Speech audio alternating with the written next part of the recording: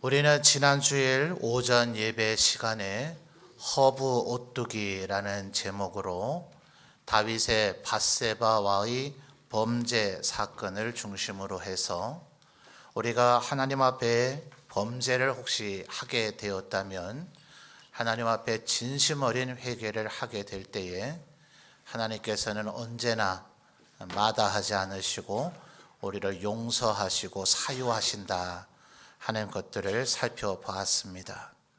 그래서 만약 하나님 앞에 우리가 회개하고 또 하나님께서 우리를 용서하셨다면 더 이상 죄책감에 사로잡혀서 무기력하게 살아서는 안 되고, 비록 계속해서 욕을 먹을지라도 밧세바를 돌보는 책임감 있는 행동, 또 하나님께서 너 이제 왕 노릇 그만해라, 사울을 패한 것처럼 너를 패하고 왕을 교체하겠다, 이런 말씀이 있지 않으시면 이미 왕으로서의 권위가 땅바닥에 떨어져 버렸다 할지라도 하나님 앞에 그저 왕으로서의 사명을 꿋꿋이 감당하는 그런 삶의 자세가 있어야 되겠다 하는 것들을 살펴본 바가 있습니다. 우리 주일 오전 예배 시간의 이 설교 시간들이 그저 한 평균적으로는 30분 내외 정도, 제가 조금 무리하면 그저 한 40분 이렇게 설교 시간이 넘어갈 때가 있는데, 사실은 좀 성경에 나오는 웬만한 주제를 다루기에는 제게는 늘 시간이 부족함을 좀 느끼게 되어집니다.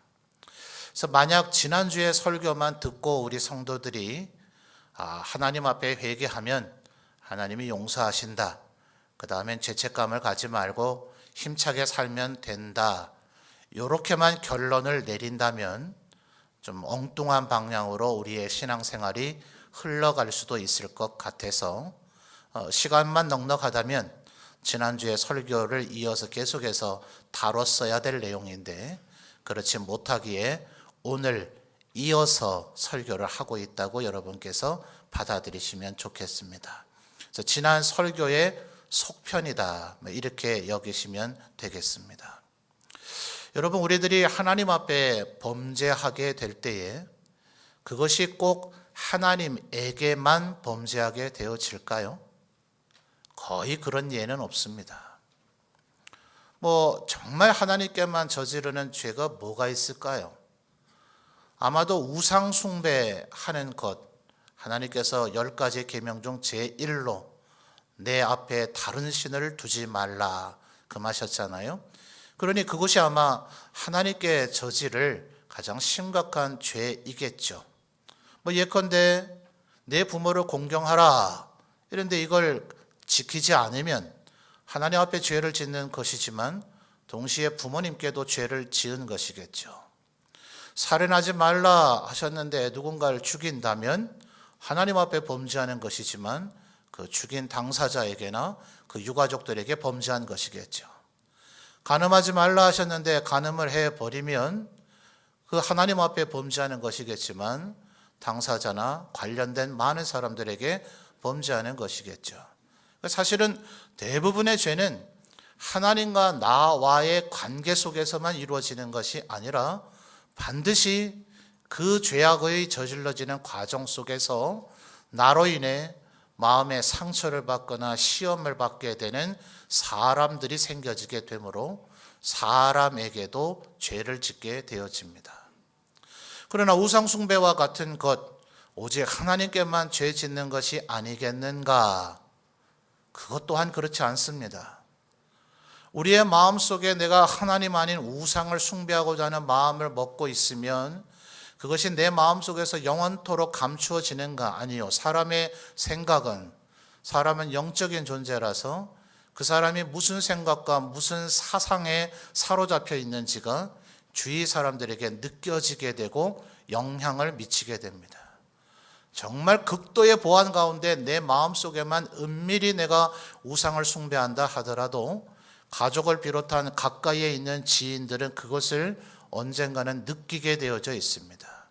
그리고 내가 하나님 아닌 이런 우상을 섬긴다 입으로 말을 하거나 그 숭배하는 일들을 행동으로 옮기게 되어지면 그것을 보는 가족, 지인들이 거기에 영향을 받고 또 마음의 상실감, 상처를 받게 되므로 결국 이 세상의 그 어떤 죄악도 하나님 앞에서 하나님에게만 저지르는 죄는 없고, 필연적으로 그 죄는 본질적으로는 하나님 앞에 저지르는 죄지만 반드시 다수의 사람에게 상처와 시험이 들도록 만드는 결과를 초래할 수밖에 없습니다. 그런데 만약 우리가 지난주의 말씀에 너무나 고무되어져서 그래 내가 앞으로 죄를 짓더라도 하나님 앞에 철저히 회개하기만 하면 하나님께서 용서하시고 사유해 주시겠지 하고 이렇게 기쁘게 살아간다면 그 범죄들이 저지르는 일련 과정에 있었던 내 주위의 많은 사람들은 어떻게 되느냐 하는 거예요. 여러분, 오늘 설교의 제목 한자로 제가 일부러 표기를 했는데요. 밀양입니다. 밀양. 경상남도에 있는 실제 도시의 이름이죠. 비밀할 때의 밀자이고 햇볕이라는 뜻의 양자입니다. 비밀스러운 햇빛. 참 도시 이름이 재밌지 않아요? 그런 도시의 이름에 맞게 밀양에서는 우리가 회고하기 조금 안타까운 그런 끔찍한 범죄들이 많이 일어나기도 했었습니다. 이 밀양이라는 이름의 제목을 가지고 2007년에 밀양이라고 하는 영화가 만들어졌고, 여주인공이었던 전도연 씨가 아마 칸 영화제인가요? 거기서 상을 받기도 하는 그런 일이 있었습니다. 그 영화의 내용은 이렇습니다. 남편이 죽고 나서 남편의 고향이었던 그 밀양으로 아들 하나 데리고 이 여인이 이사를 오게 됩니다. 남편 이런 상실감에 장로님의 부인인 약국의 집사님을 통해서 교회 신앙생활을 시작하게 되고 이제 은혜를 받으면서 자기의 마음을 추스리며 살아갑니다. 근데 어느 날 그 아들이 유괴를 당했고 결국은 차디찬 시체로 돌아오게 됩니다. 유괴범은 잡혀서 감옥에 갇혔고 이 여인은 남편을 잃었는데 아들까지 잃었으니 굉장한 상실감에 많이 영적인 갈등, 마음의 방황을 하게 되어집니다. 주위 많은 사람들의 기도와 권면을 통해서 신앙 안에서 그래도 삶에 살아갈 소망과 의지를 갖게 되고 급기야는 자기 아들을 유괴해서 죽인 범인까지도 용서해야 되겠다는 마음의 결단을 갖게 됩니다. 그래서 그 유괴범에게, 자기 아들을 죽인 살인범에게 내가 당신을 용서하겠다는 말을 하러 교도소를 방문을 하게 되는데, 거기에서 이 영화가 가장 우리에게 말해주고자 하는 하이라이트의 사건이 일어나게 됩니다. 이 여주인공이 그 범죄자에게 당신이 한 행위가 너무나 밉지만 내가 하나님의 은혜로 당신을 용서하고자 한다는 말을 하기도 전에 이 범죄자는 말하기를 나는 이 교도소 안에서 하나님을 만나 하나님을 영접하게 됐고 하나님께 이미 용서를 다 받았다. 그러니 자매님도 용기를 갖고 살기를 바란다. 여기에서 이 여주인공이 완전히 이성을 상실해 버립니다. 내가 당신을 용서하지 않았는데 누가 마음대로 당신을 용서할 수 있는가? 내가 아직 당신을 용서하지 않았는데 누구에게 당신이 용서를 얻었는가? 이렇게 하면서 그 뒤에 하나님 앞에 심술을 부리듯이 여러 방황하는 행동들이 있고 그 뒤에는 그래도 잘 수습이 되면서 영화가 끝나기는 합니다. 그러나 그 영화가 우리에게 말해주고자 하는 것, 당시에 많은 영화 평론가들이 영화계가 기독교계에게 질문을 던졌다.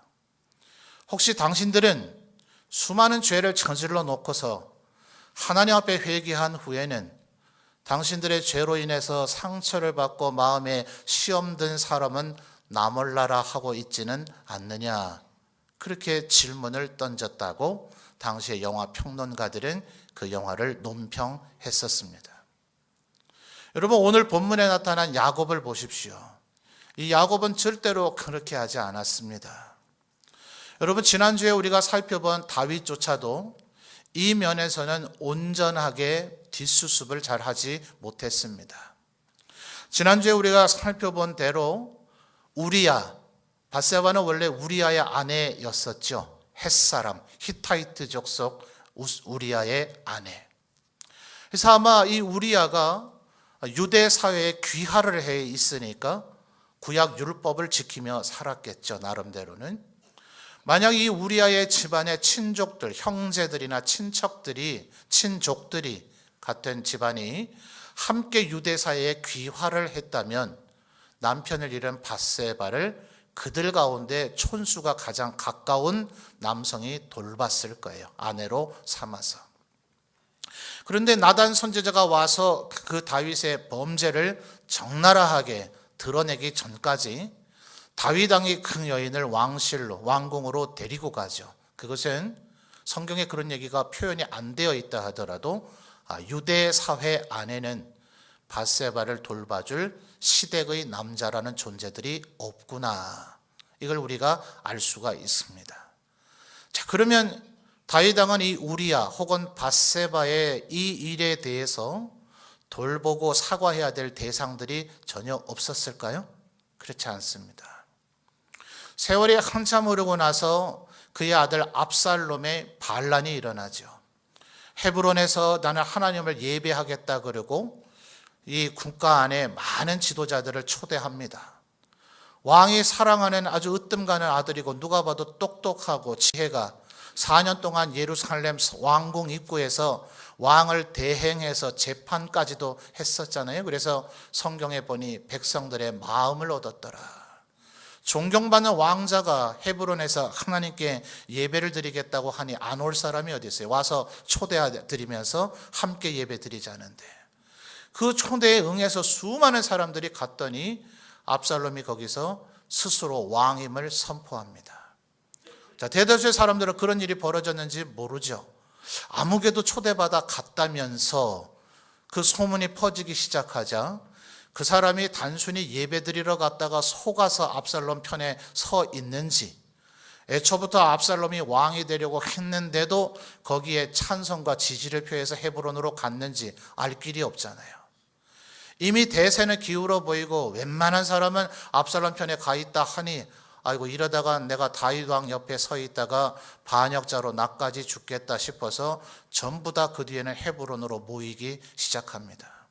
다윗 왕의 부하들이 와서 다윗 왕이여 큰일 났습니다. 이스라엘 전체가 아들 압살롬에게 헤브론으로 다 몰려갔습니다.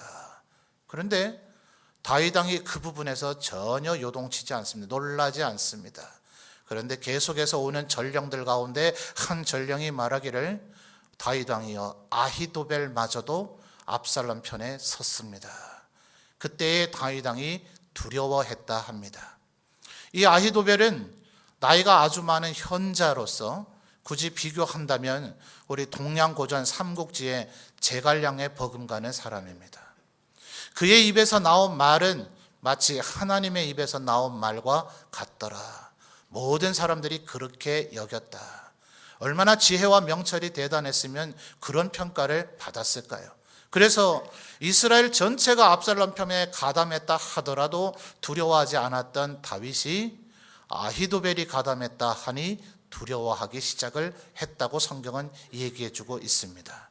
근데 여러분, 이 아히도벨이 누구인지 아십니까? 이 성경은 표현해 주기를 바로 밧세바의 할아버지라고 표현합니다. 무슨 얘기인지 아시겠죠? 이 밧세바의 친정 집안 사람들은 우리 집안의 딸을 전 국민에게 앞에 모욕을 준 거죠, 사실은. 그 뒤에 아무리 왕후의 반열에 올려서 살아가게 했다 하더라도 아마도 이 다윗 왕이 밧세바의 친정 가족들을 향한 배려와 사과의 메시지가 없어서 아히도벨이 그렇게 되지 않았을까 충분히 짐작해 보도록 만드는 대목입니다. 여러분, 오늘 이 야곱 어떻게 지금 하고 있습니까? 야곱은 지금 20년 동안 외삼촌 라반의 집에서 살다가 가나안 땅으로 되돌아왔죠. 라반과 그의 사촌들 되는 사람들이 우리 아버지 재산을 야곱이 다 뺏어갔다, 이러면서 야곱을 미워하는 게 느껴지니 여기서 더 오래 살아서도 안 되겠다 여기저기도 하고 20년 전에 아버지와 형을 속일 정도로 나는 아브라함과 이삭의 뒤를 잇는 축복의 주인공이 되어야 되겠다 욕심도 있었고 어느 날 하나님께서 꿈에 나타나서 말씀하시기를 너의 조상들의 땅인 가나안으로 돌아가라. 하나님의 명령도 있고 하니 야곱은 20년 동안 모았던 전 재산을 끌고 가지고 가나안 땅 아직 살아계신 아버지 이삭 앞으로 나오게 됩니다. 근데 딱 한 가지 문제가 있죠. 죽이겠다고 뒤따라오던 라반은 하나님이 엄히 경고하셔서 라반이 겁을 집어먹고 오히려 돌무더기를 쌓아놓고 동맹을 맺고는 되돌아갔습니다. 뒤에 있는 적은 이제 하나님이 제거해 주셨는데 앞에 아버지를 만나는 거야 어떻게든 되겠지만 이 형님을 어떻게 할까? 20년 전에 형의 축복을 아버지와 형을 속여서 빼앗았잖아요. 그 이전에 일주일 동안이나 사냥하느라 굶주려 있는 형에게 팥죽 한 그릇, 정말 팥죽이라고 우리말 번역되어 있습니다만 이스라엘의 요즘 우리 현대적으로 비유한다면 거의 컵라면 한 그릇 정도 되는 그런 가장 기본적인 식사입니다. 제대로 끼니라고 할 수 없는 그런 음식을 지금 우리는 팥죽이라고 번역이 되어져 있습니다. 겨우 그거 한 그릇 던져주면서 이거 주는 대신에 형님의 장자의 명분, 축복받을 권리를 내게 팔라. 이건 완전 사기죠, 사기. 그렇게 형에게 여러 번 속였더니 형이 20년 전부터 뭐라 그랬어요? 아버지 연세가 많으시니 아버지 돌아가시기만 해봐라. 내가 아버지 살아계실 땐 차마 그 집 못하지만 그 뒤는 무슨 얘기인지 아시겠죠?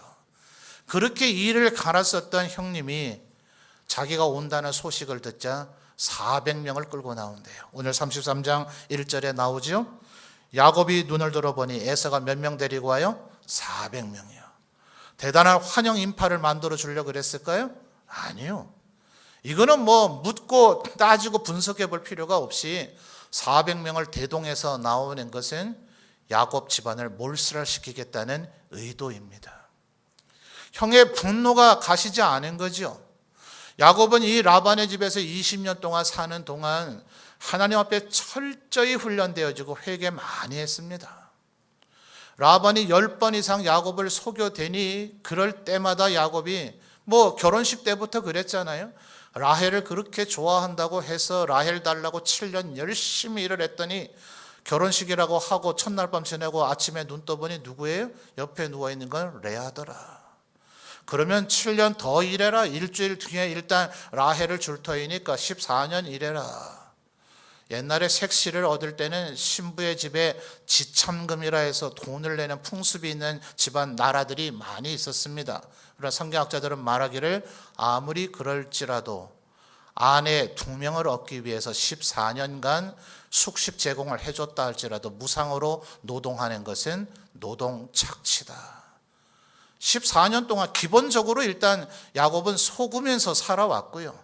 그 과정 속에서도 임금을 나중에 야곱의 입으로 말하기를 외삼촌 나한테 10번이나 거짓말하셨잖아요.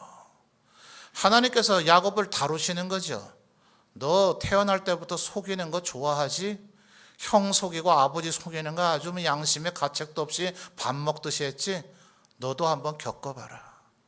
네가 남의 마음을 아프게 하고 남을 속이고 하면 그 사람들이 어떤 기분이 들었을까 한번 겪어봐라고 하나님께서 20년 동안 야곱을 훈련시키셨던 거예요. 여러분 이거 기억하셔야 됩니다. 우리 오늘 설교의 메인 줄거리는 아닙니다만 우리 예수 믿는 사람들이 하나님 앞에 이제 선하고 경건하게 사셔야 돼요. 우리들이 다른 사람 마음을 아프게 하고 하나님 앞에 떳떳하지 못한 범죄하는 일을 저지르게 되면 하나님께서 반드시 비슷한 경험을 우리에게 하도록 섭리하십니다. 그래서 우리를 깨닫게 하세요. 혹시 지금 이 얘기를 들으면서 하이 목사님 웃기지 마세요. 나한테는 아무 일 없었어요. 내가 뭐 별일도 다 해봤는데 하나님은 나를 특별히 사랑하시는지 나한테는 그렇게 경험하도록 안 하시는데요. 여러분 만약 그런 생각이 지금 드신다면 심각한 고민하셔야 됩니다. 성경 히브리서는 우리에게 말하기를 우리가 만약 범죄를 저질렀는데 하나님께서 나를 징계하지 않으시면 네가 아버지가 없는 사생아가 아닌가 고민해 봐야 된다. 하나님께서 만약 너의 아버지가 맞다면 어느 부모가 자식이 곁길로 가는데 그걸 눈뜨고 그냥 보겠는가? 반드시 우리를 때려서라도 제자리로 되돌려 놓고자 하실 것이다. 그래서 성경의 다른 표현이 악인의 형통을 부러워하지 말라 합니다. 악인은 나쁜 짓을 막 저지르고 있는데 벌을 안 받아요. 이 세상에서 더 잘 나가는 것 같아요. 절대로 부러워하지 마세요. 그의 죄는 누적되고 있어서 지옥으로 가는 직행표를 끄는 겁니다. 그에게 회개할 기회조차 주어지지 않습니다. 그 누구도 회개하라고 권면조차 하지 않습니다. 그래서 자기가 죄를 저지른지도 모르고 지옥으로 꼬리내버립니다. 여러분, 목사가 여러분에게 회개의 기회를 주는 설교를 할 때 은혜인 줄 알고 감사하시는 여러분 되시길 바라요. 제게 감사하는 게 아니라 하나님의 말씀입니다. 우리로 하여금 옳은 길, 의의 길, 경건한 길로 걷도록 인도하시는 하나님의 섭리인 줄 믿습니다. 근데 문제는 야곱이 이렇게 20년 동안 하나님의 섭리를 따라 철저히 깨달았어요. 그러니까 하나님 앞에 회개했겠어요? 안 했겠어요? 회개했어요. 철저히 회개하고 이 33장 사건이 있기 전 32장 사건이 뭡니까? 야복강가에서 하나님과 씨름을 밤새도록 하면서 여기서 또다시 철저하게 깨닫게 됩니다. 하나님 앞에 이제 골반뼈를 얻어맞아서 위골이 되어져 뼈가 어긋나 버려서 이 뒤에는 영원토록 지팡이를 짚지 않으면 걸어다니지 못하게 합니다. 마치 할례와 같이 하나님께서 야곱의 몸에 아예 표시를 해주시는 거예요. 잊어버리지 않도록. 나는 하나님의 은혜 아니면 두 다리로 똑바로 걸을 수 없는 자다. 하나님께서 내게 이 다리를 절도록 만드시면서까지라도 깨닫게 하신 것이 무엇인가? 이 레슬링, 이 씨름을 하고 나서 하나님께서 주신 이름이 뭡니까? 너는 수단 방법 가리지 않고 남을 속이는 자, 남의 것 뺏는데 혈안이 된 자인 야곱. 야곱이란 이름이 뜻이 그거예요. 남을 그냥 이기는데 수단 방법 안 가리는 자, 지고는 못 사는 자. 그런 인생으로 살지 말고 하나님을 네가 이겼으니 이 세상에 너를 상대할 자가 누구냐. 이제는 좀 승자의 아량과 배포를 가지고 하나님의 아들, 딸이라는 그런 명예를 가지고 하나님께서 우리에게 모든 것을 축복해 주신다는 그런 좀 넉넉한 마음 가지고 다른 사람에게 베풀며 나눠주며 사랑의 축복의 통로로 살아라. 그래서 주신 이름이 이스라엘이에요. 이스라엘, 하나님을 이긴 자. 이제 야곱은 지팡이 짚고 한 걸음 한 걸음 발을 내디딜 때마다 나는 야곱 아니지 이스라엘이지. 내가 다리가 이렇게 될 때 하나님께서 나보고 야곱으로는 살지 말고 이제 이스라엘로 살라고 하셨지. 이기려고 버둥대지 말고 남의 것 속이고 뺏지 말고 남에게 사랑하고 베풀며 섬기며 살라고 하셨지. 걸음 한 걸음 내딛는 순간마다 야곱은 그걸 기억하는 사람이 되도록 만드신 거예요. 하나님 앞에 철저하게 회개했어요. 그래서 하나님께서는 이제 너를 축복한다. 네가 20년 전에 속여서 뺏은 축복이지만 아니 이제는 내가 당당히 너에게 정당하게 준다. 아브라함에게 약속했고 이삭에게 약속했던 축복을 너에게 준다. 이제 다 됐잖아요. 하나님 앞에 회개했고 하나님의 용서하심을 받았고 하나님의 축복까지 확보했으니 이제 모든 것 다 됐잖아요. 에서는 무시하고 살면 안 될까요? 그렇게 안 하더라는 거예요. 야곱이여 야곱이여 당신의 형님 에서가 400명이나 이끌고 옵니다. 그렇게 하니 이 야곱이 어떻게 했는가를 잠시 살펴봅시다. 여러분 32장 13절로 가보겠습니다. 32장 바로 앞장이에요. 여러 장 넘길 필요 없죠. 32장 13절에서 16절까지 여러분 읽어주십시오. 시작.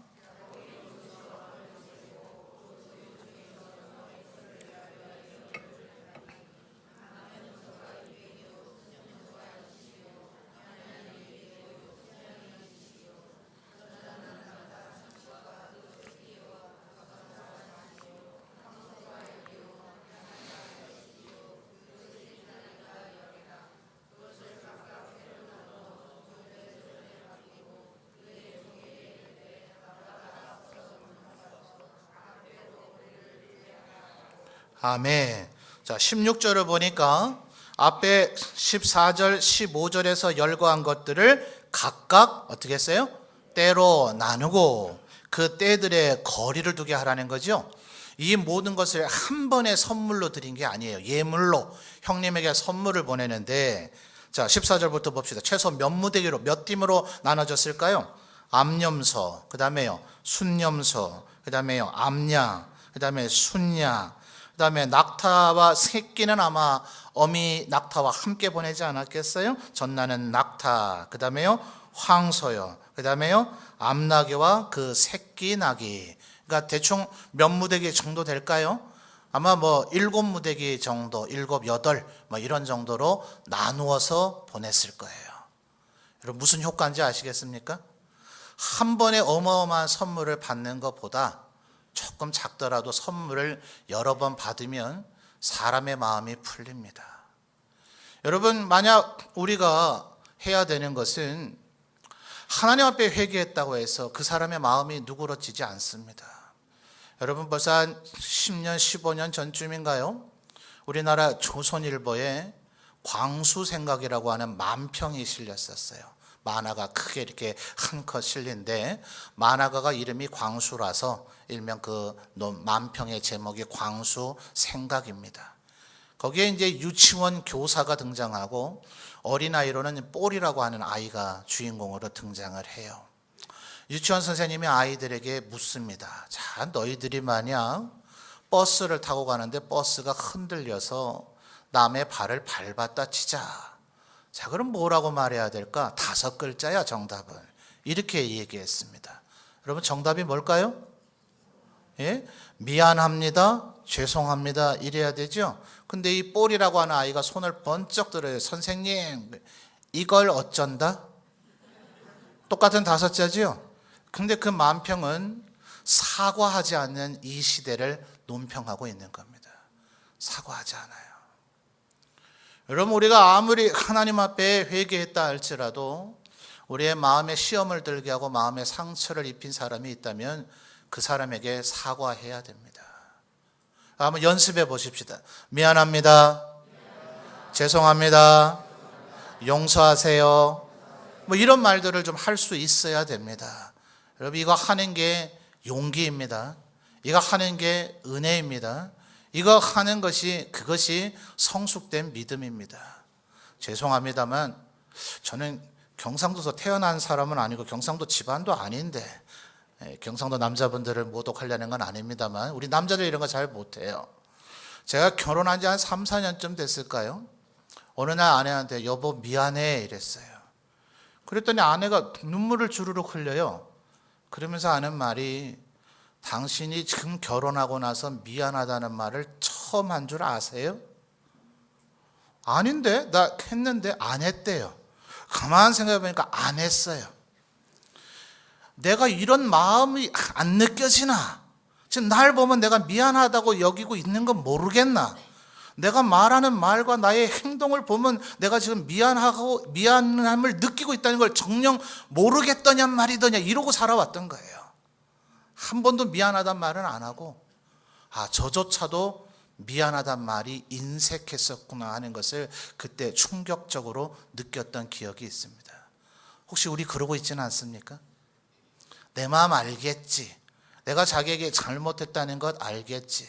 내가 미안해하는 줄 알겠거니 라고 여겨서 그분은 지금 여전히 마음이 힘들지도 몰라요.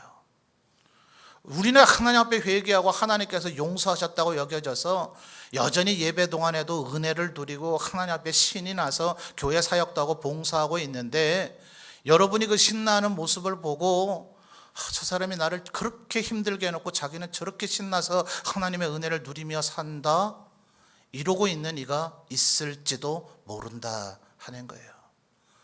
그러면 우리가 이제 어떻게 해야 돼요? 오늘 지금 이 설교를 들으면서 혹시 머릿속에 떠오르는 과거의 실수와 잘못들이 있습니까? 오늘 이 예배 마치자마자 막 우리 앞뒤 좌우를 찾아다닐까요? 집사님 5년 전에 그 일 기억하시죠? 제가 집사님의 마음을 요렇게 아프게 해드렸었는데 기억하시나 모르겠어요. 그때 사과를 미처 못한 것 같은데 정말 죄송해요. 이러면 돼요 안 돼요?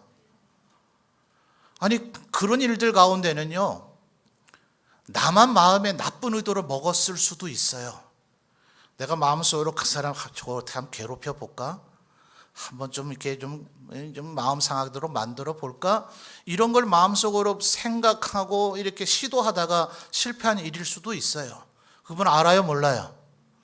몰라요. 그런 일이 진행됐었는지 꿈에도 몰라요. 그런 경우도 있고요.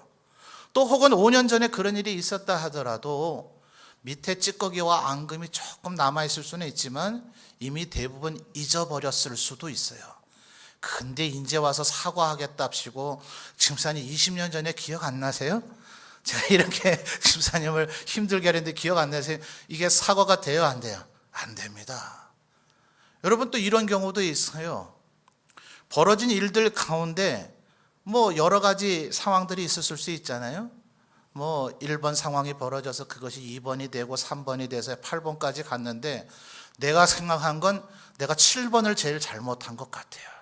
그래서 그분에게 또 애써 기억을 되살려 가지고 제가 이렇게 했잖아요. 제가 이건 정말 심했던 것 같아요. 근데 그분은 7번은 사실 별 문제가 안 되고 3번 때문에 마음이 상했어요. 이 양반이 아직도 뭐가 뭔지를 모르는구만. 예? 이렇게 해서 그걸 지금 사과라고 하고 있냐고 묵혔던 것이 또다시, 마치 옛날 기억나십니까? 옛날에 우리 설거지를 하면 그 부모님도 이렇게 저 돼지 먹이 주려고 그랬는지 꾸정물을 다 모아놨어요. 그렇죠? 그래서 위에 물 따르고 나면 밑에 가라앉은 게 그래도 괜찮은 돼지 먹이가 됐잖아요. 그 설거지거리 모아놓은 그 꾸정물 통에다가 막대기를 넣어서 휘저은 꼴밖에 되질 않습니다. 그러니까 여러분, 오늘 혹시 이 말씀을 듣고 그래 내가 하나님께만 회개하는 게 아니라 사람에게도 사과해야지 싶거들랑 가셔서 5년 전에 10년 전에 이런 얘기는 하지 마시고 그냥 잘해주세요. 뜬금없이 그냥 잘해주시면 돼요.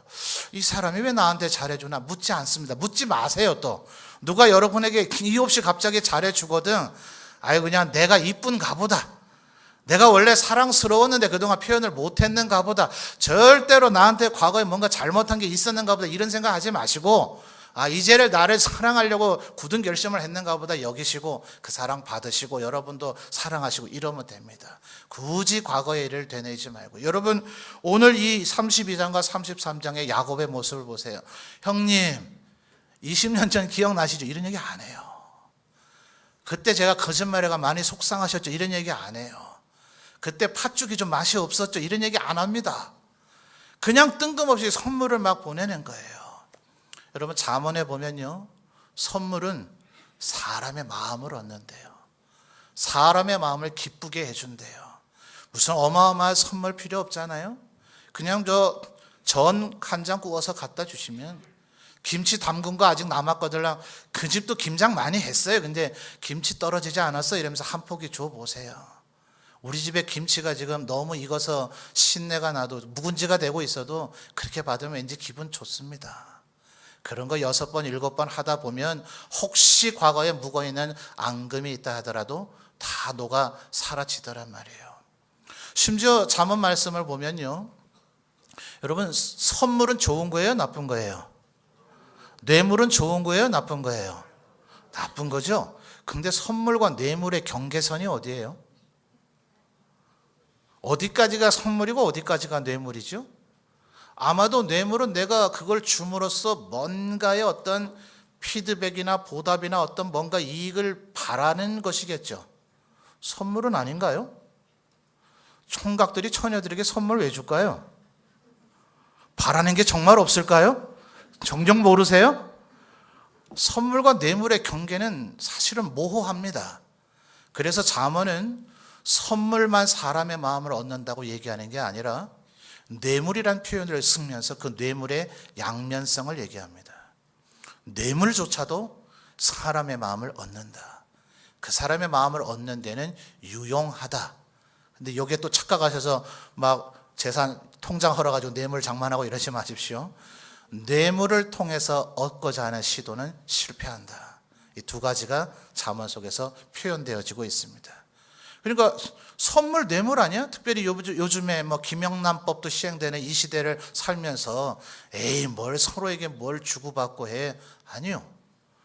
비록 뇌물이라고 보여진다 할지라도 여러분이 그것을 통해서 부당한 어떤 이익을 얻고자 하는 나쁜 목적만 있는 것이 아니라면 선물이든 뇌물이든 그 사람의 마음을 얻고 그 사람과의 관계가 좋아지는 데는 유용하게 사용되어진다고 지혜의 책인 잠언이 우리에게 얘기해 주고 있더라 하는 겁니다. 그러니까 6, 7번 주니까 여러분 지금 에서가 화가 좀 많이 누그러졌을까요? 안 누그러졌을까요? 오늘 우리가 읽은 말씀을 보십시오. 400명 뭐 때문에 끌고 왔겠어요? 근데 오자마자 한다는 짓이, 물론 3절을 보십시오. 야곱이 또 마지막 한 번 더 좋은 일을 하죠. 3절. 자기는 그들 앞에 나아가되 몸을 어떻게 해요? 7번이나 땅에 굽혀서 절을 했어요. 그랬더니 에서가 어떡합니까? 에서가 4절 야곱이라고 얘기하지 않죠. 에서가 달려와서 그를 맞이하여 안고 목을 어루맞추며 그와 입맞추고 서로 우니라. 에서의 부하들 400명 황당하지 않았겠어요? 어쩌면 이렇게 좀 겉옷 외투 속에다 칼을 감춰두고 말이죠. 에서의 지금 신호와 명령에 따라서 칼을 빼려고 손을 쥐면 칼 손잡이에 잡고 있는데, 야, 우리 주인 지금 뭐 하냐? 저런 왜 저래? 우리 보고 무장하러 나오라고 할 때는 언제고? 왜 그래요? 야곱의 이 선한 행동에 한순간에 20년 묵은 증오가 녹아내리더라는 거예요. 여러분 오늘 우리 4절까지만 읽었습니다만 8절 보십시오. 에서가 이제 이런 얘기를 합니다. 에서가 동일하되 야, 너 선물을 많이 보냈던데 이 선물 왜 보냈냐? 이런 의미죠. 8절 하반절에 야곱이 뭐라 그래요? 형님을 뭐라고 지칭합니까? 내 주께 은혜를 입으려 함이니이다. 형님을 주님이라고 지칭합니다. 심지어 10절을 보십시오. 내가 형님의 얼굴을 배운즉, 누구 얼굴을 뵌 것 같대요? 하나님의 얼굴을 뵌 것 같대요. 자, 옆에 분에게 한번 얘기해 보세요. 오늘따라 되게 멋져요. 도저히 이 말이 안 나오세요? 그런 느낌이 안 드나 보죠? 자, 옆에 분에게 한번 말해 보세요. 오늘따라 진짜 멋져요. 자, 이 얘기 듣고 기분 나쁘신 분, 이분은 병원에 좀 가셔야 됩니다. 비록 빈말일지라도요, 이 말을 자꾸 하면요, 그 사람 진짜 멋있어집니다. 제가 20년 동안 아내를 그렇게 사랑했잖아요. 이쁘다 이쁘다 해보세요. 진짜 이뻐져요. 정말 이뻐집니다. 야곱이 선물을 보내고 7번 절하고 그 형님에게 내 주여, 형님의 얼굴을 뵈니 하나님의 얼굴을 뵙는 것 같습니다. 에서의 20년 묵은 증오가 한순간에 녹아 사라지는 순간입니다. 여러분 뭐 과거에 제가 이런 잘못했다 얘기하지 마세요. 그냥 잘해주세요. 성령의 9가지 열매 가운데 뭐가 있어요? 자비와 양선, 선을 쌓는다는 의미인데요. 그런데 현대적 번역은 친절함이라고 돼 있어요. 친절해 보세요. 말 한마디로 무슨 빚을 갚아요? 천냥 빚을 갚잖아요. 말 한마디 상냥하게 하고 말 한마디 친절하게 하고 마음에 조금이라도 아이고 내가 저분에게 좀 미안한 게 있으면 손이라도 한번 이렇게 따독거려 주시고 어깨라도 한번 따독거려 주시고 작은 선물이라도 한번 주시고 그에게 사랑을 행하면 되는 겁니다. 그래서 하나님 앞에 회개하고 우리들이 서로에게 사랑을 베풀 때 우리 교회는 더욱더 천국의 기쁨을 누리게 되고 여러분의 삶을 하나님으로부터 진정한 축복을 받게 되어질 줄 믿습니다. 우리 앞으로도 살다 보면 또 실수해요. 또 범죄합니다. 그때 이 말씀을 꼭 기억하셔서 하나님 앞에 회개하고 또 그분에게 미안하고 잘못한 것이 있거든요. 친절하게 사랑을 행해서 더욱더 성숙된 빛과 소금의 역할을 감당하는 하나님의 백성으로 자라가시는 우리 모든 성도들이 되시기를 주님의 이름으로 축원합니다.